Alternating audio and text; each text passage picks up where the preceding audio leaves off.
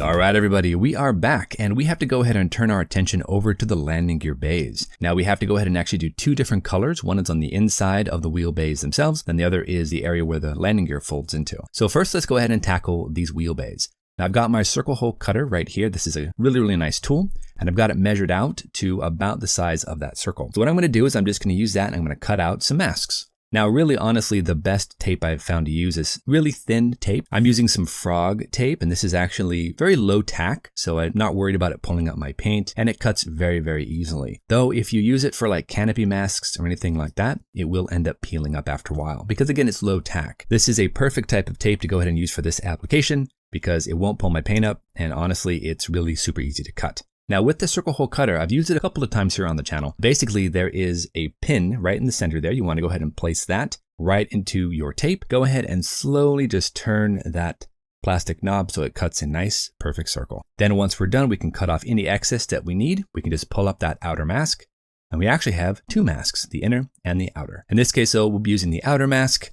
Let's go ahead and pull that up and then we'll just unfold it and see how it fits onto the model. Again, these can sometimes be a little finicky to get that right shaped circle. Once you get that dialed in, it's beautiful. Another thing you can do is if your circle is just a hair off, cut the circle in half, take the top part and then just overlap the tape section so it shrinks that radius and then we have a tighter circle. Again, it may not be exactly perfect, but with this tape you can kind of fudge it left and right, really position it into the correct area and you should be good to go. With this all nicely stuck down, we can go ahead and burnish off the edges and we are ready to go ahead and start doing some painting.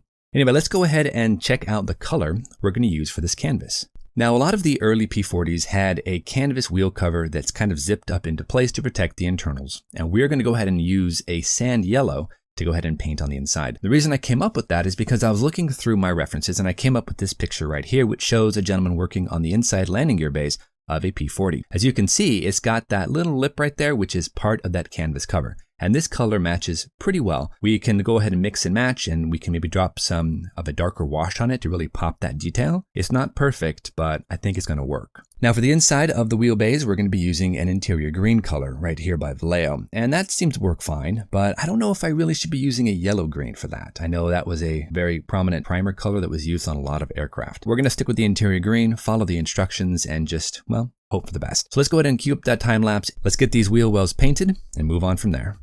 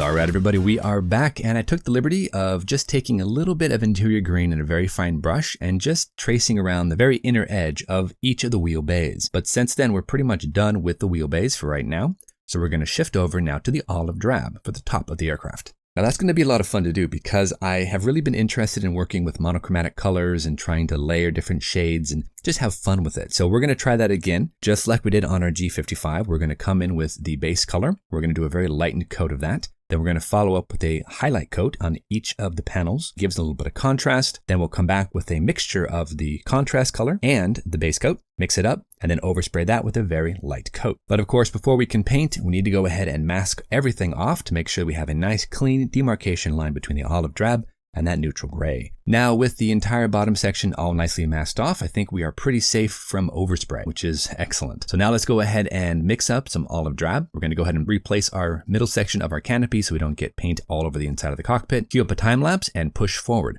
We're going to go ahead and attack the olive drab first, then we're going to come back with a highlight color and then overspray with a mixture of the two. So let's do it.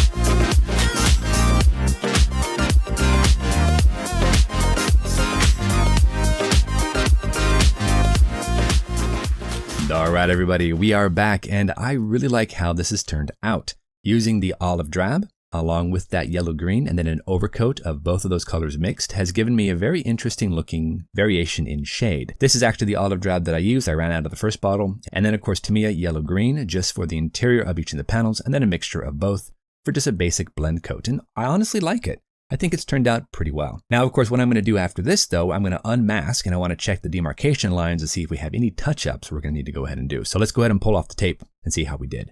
All right, not too bad. I haven't noticed any sort of bleeding effects here on any of the demarcation lines between neutral gray and olive drab. Get a little bit of a close-up here. You can see, hopefully, that there is a definite shade difference and shift between that center panel, the edge of the panel, and then a little bit more into the next panel. So there's a definite kind of a fun contrast with the different colors. Not perfect, but I'm okay with it. On the bottom side of the aircraft, as we can see, we have that neutral gray. I left a little bit of the darkened areas around the panel lines, so that looks fine. Might be a bit too much, but I'm happy with the results, and I think we're pretty decent with that.